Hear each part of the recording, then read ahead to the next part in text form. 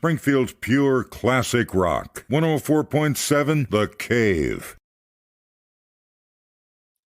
104.7 The Cave. Mike the Intern, Jay Stevens in the studio once again. It is Dark Side of the Stream. Yes, where we find hidden gems on the streaming services. This week was Jay's pick, and he picked the Beaver Trilogy Part 4. And I was like, yeah. Should we watch 1, 2, 3? No. Don't watch anything about it. Don't watch anything about it. Don't Google it. Look at it. Don't Google it. Even you at home right now, watch it on Amazon. Yeah, don't do it. Don't Google anything. Just watch the Beaver Trilogy 4. So I'll give you some backstory. Jay picked this, and I was like, okay, whatever. So I waited till the last possible minute to watch it, of course. And last night, I'm literally laying in bed with my wife. We're watching. My wife's just going, oh, she watched it too? We both watched it together. No, I owe her flowers or something. Like, what is this? And I was like, I don't know. This is the most confusing thing I've ever seen. And we're like 20 minutes in. I text Jay. I'm like, dude, what is this? He's just like, LOL. And I'm like, what the hell? So basically, it tells a story of this guy. Like, and they quote, the filmmaker's the greatest. They say he's probably the greatest filmmaker of all time. That you've never heard of. Never heard of, right? Bill Hader narrates the which was another crazy aspect. But he does it like in a this is real, like the crime drama guy. Yeah. And it was a Tuesday night in Springfield. Yeah, the whole thing is just so bizarre. So anyway, it tells a story of this guy. He was working at a news station. How can you even explain this to somebody that I don't know, that hasn't seen it? Like, I don't know. Like, if you're listening, you're thinking they're going to think it's even weirder secondhand information. Hopefully, it gets you to watch it. Yeah, it's so weird. Anyway, it tells the story of this filmmaker. He was working as a producer in a TV station in Salt Lake that was pretty progressive for the area and the time, called Extra. And they would do really weird, like news pieces about the Hells Angels or stories drugs on weird topics, or weird stuff, especially for like dead center Mormon country. It was definitely way progressive. And one day, this guy is outside shooting some film for a news deal, and he sees this kid taking pictures of their helicopter, the news station's helicopter. And he goes and starts filming this kid who would go by the name Greuben Gary. And during the filming, and the kid was like a natural in the camera. He would do impersonations out, like literally. If you could have caught Jay Stevens on the beach in Venice in the like late 90s, just hanging out. Yeah. What's up? Sure, I'll be on your camera. What are you guys doing? Yeah. And so this kid like does some impressions of like John Wayne and Sly Stallone, which was actually, they weren't bad at all. He was talented kid. And like, he's a small town kid from Beaver, Utah. And so this director and this kid kind of strike up a relationship, and the guy's like, hey, I've got a talent show at my school coming up in a couple weeks. You should come shoot it. He's like, okay, cool, I'll do that. So he does, and this kid goes in drag. First of all, his parents own a mortuary. And so his mom, who does makeup on dead people, is the one who does his makeup, puts him in drag, and his drag stage name is Olivia Newton-Dawn.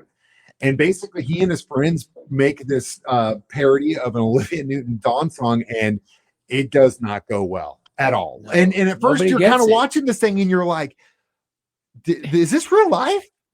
Like, the drag thing doesn't bother me, and people do impressions all the time. It's a thing. That's whatever. But at the same time, you're kind of like, this is just so strange. And we'll get to why it was weird. And it gets weirder. Oh, it gets real weird. And we'll get to what happened next. Dark Side of the Stream on 104.7 The K.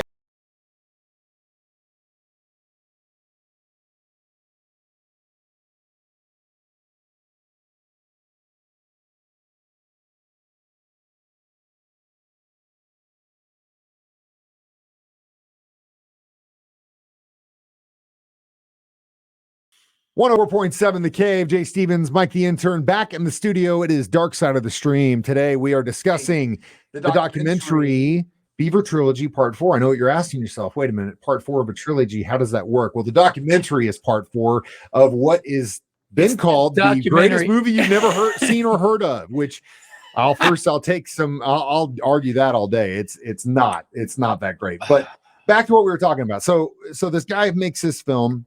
Filming this kid, goes to this town, Beaver, right, and he's in drag, and they do a thing, and they show that part of it, and then they completely they cut to the next part of the trilogy, which you're watching this thing, and all of a sudden you see this guy who looks like Sean Penn. It just immediately goes to it. You're like, whoa. And it is Sean Penn. Whoa. Sean Penn. And so basically this filmmaker made another version of the Beaver movie, but instead of having Groovin' Gary, he had Sean Penn playing Groovin' Gary. And then after the whole thing is over, the drag show and all that stuff, he gets a call from Groovin' Gary, who's Sean Penn now, and tells the director, don't air this, man. And then literally like puts a gun in his mouth and thinks about attempting suicide because he's so freaked out about being in drag and what his town's going to think and all this stuff that he's just so nervous about it. And you're like, whoa, that's some stuff. And then I guess at a certain point, the filmmaker was claiming this was all made up. And then he does a third version of this with story another famous actor, and it was the dude from Marty McFly's Glover. Yeah, Chris. Hold on, we're gonna make this. You know his face Crispin when you Glover, see the guy's face. Yeah, who plays George McFly, and he goes on in the same they story. Remake the documentary movie, the movie of the documentary again. He attempts suicide after the performance, and you're like, what in the hell? And again, the director's like, no, this is dramatic. Well, no, turns out after the first Beaver trilogy, the Groovin' Gary guy literally shot himself in the chest after this happened because of the backlash he got for dressing up in drag at a talent show. Then survives it, puts on a different shirt, goes downstairs. His dad cooks him breakfast. He starts eating breakfast. He goes, Dad, I got to tell you something. He goes, what? He goes, I shot myself. He's like, what? Dude survived a shot to his chest. And it was just like, what in the hell is going on? This is the craziest thing in the world. It doesn't make it like, it's so discombobulated. But then there's also pieces of it that are like make it legitimate. So at first I'm thinking, okay, whole thing is just full of it. This is just whacked out. Then I'm like, well, wait a minute, Sean Penn is in this thing now, and I'm like, so it really is a thing. And then it's like, wait a minute, this other actor's in it. This guy really is a great filmmaker and goes around the world like, wow, man, it's so bizarre. And we'll get to more of why it's so bizarre next. It's Dark Side of the Stream on 104.7 The K.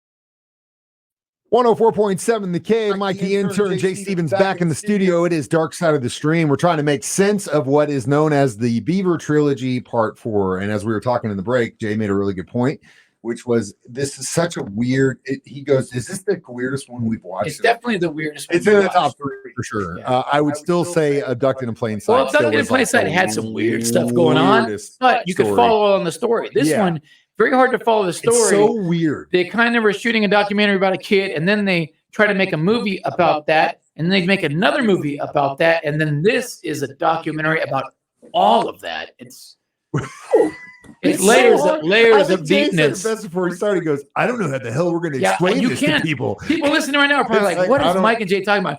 Watch it, and we would love to get email responses from you guys of, hey, I watched it. This is my take on it, because I'm sure everybody can take something different out of it. We're gonna get a lot of hate mail for it. It's so crazy. It's so it blows my mind that this exists. But yeah, this guy makes this documentary. So what happened to Groovin' Gary, man? Well, Groovin' Gary, we'll get to that in a minute. Real quick though, after he made this movie with the Beaver trilogy, he would go on to make another movie, which was, what was it, like Crispin Glover came up with this character. It was like Edwin and Edwin, a and weird mainstream movie. Ed or these documentary, I mean, these Beaver trilogy movies that he made, they got high acclaim at all the film festivals and stuff. You know, he was sitting there with all these famous directors and stuff, and everybody was praising his movie about these.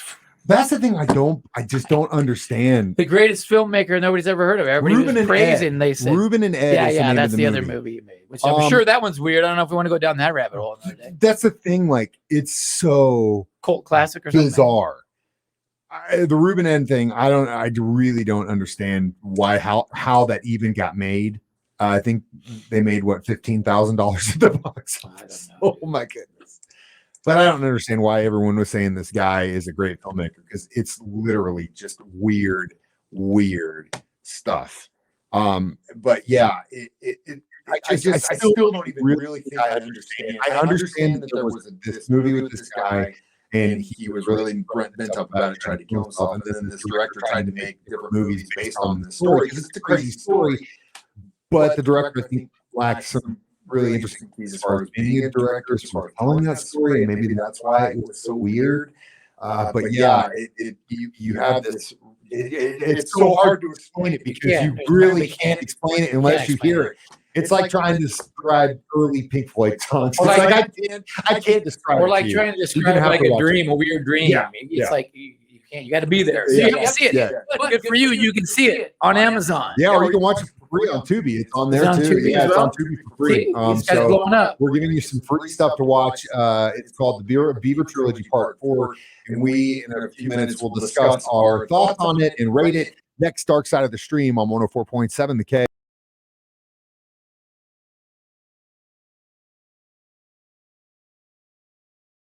104.7 The Cave. Mike the Intern, Jay Stevens back in the studio. It is Dark Side of the Stream, discussing the Beaver Trilogy Part 4, which not to be confused with Part 1, 2, or 3. Very, very weird.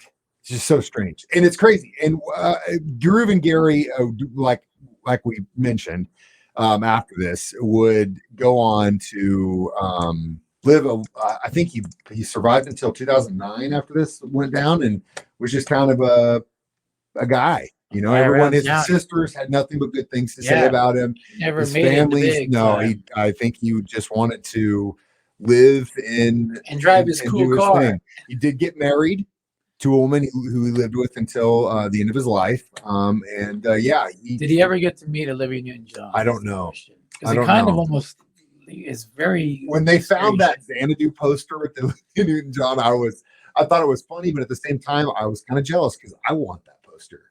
So find me a Xanadu. He had her etched in his car windows. Yeah, he had her name. Yeah, her name on the side. Like he was big into Olivia, and who wouldn't be at that time in the world? I mean, come on, you know, Sandy. Anyway, so as far as ratings go, how many Olivia Newton-John impressions would you give this documentary?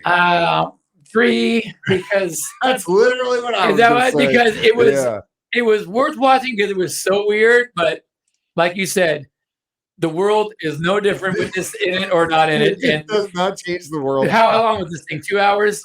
Those 2 hours, 83 minutes. Well, no, that's the Beaver Trilogy. Yeah, it was maybe an hour and a half. So hour and a half that you'll never get back. But if you got an hour and a half, you want to just like be really confused and see some weird things, this is your movie. If you're a filmmaker, aspiring filmmaker, they say Hollywood they stories. say they use this in film schools as like a film study of this is how to shoot a movie.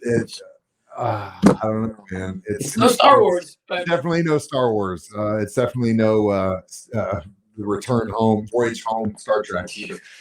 So anyway, solid 3 Olivia Newton-John impressions for me on this documentary, which again, you can watch it, Beaver Trilogy Part 4 on Tubi for free.